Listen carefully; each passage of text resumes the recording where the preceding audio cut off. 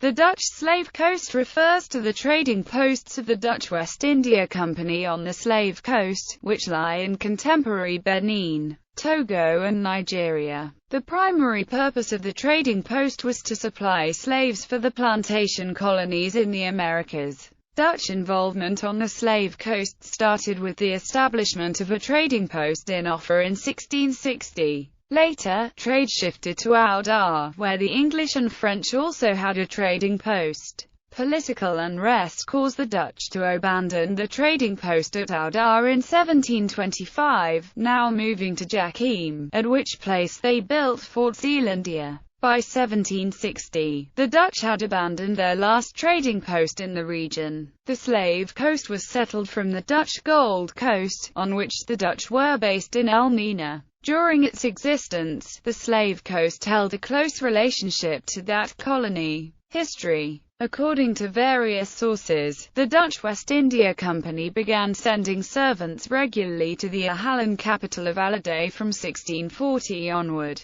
The Dutch had in the decades before begun to take an interest in the Atlantic slave trade due to their capture of northern Brazil from the Portuguese. Willem Bosman writes in his nauwkeurige beschrijving van de Guineas Goud den Slavekes that Alade was also called Grand Adra, being the larger cousin of Little Adra, also known as Ofra. From 1660 onward, Dutch presence in Alade and especially Ofra became more permanent. A report from this year asserts Dutch trading posts, apart from Alade and Ofra, in Benin City, Grand Popo, and Savy. The Ofra trading post soon became the most important Dutch office on the slave coast. According to a 1670 report, annually 2,500 to 3,000 slaves were transported from Ofra to the Americas. These numbers were only feasible in times of peace, however, and dwindled in time of conflict. From 1688 onward, the struggle between the Adja King of Alade and the peoples on the coastal regions impeded the supply of slaves.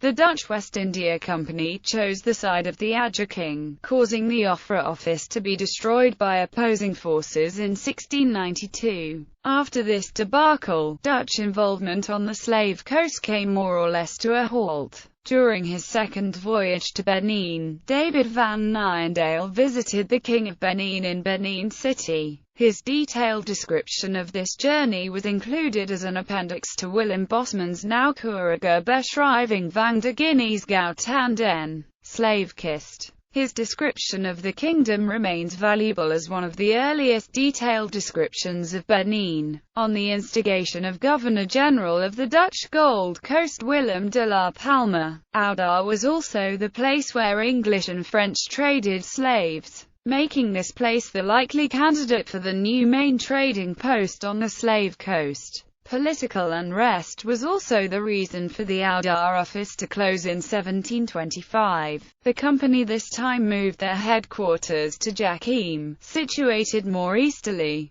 The head of the post, Hendrik Hartog, had a reputation for being a successful slave trader. In an attempt to extend his trading area, Hartog negotiated with local tribes and mingled in local political struggles. He sided with the wrong party, however, leading to his exile to the island of Appa in 1732. The Dutch trading post on this island was extended as the new center of slave trade. In 1733, Hartog returned to Jakim, this time extending the trading post into Fort Zeelandia. The revival of slave trade at Jakim was only temporary, however, as his superiors at the Dutch West India Company noticed that Hartog's slaves were more expensive than at the Gold Coast. From 1735, Elmina became the preferred spot to trade slaves. Trading posts.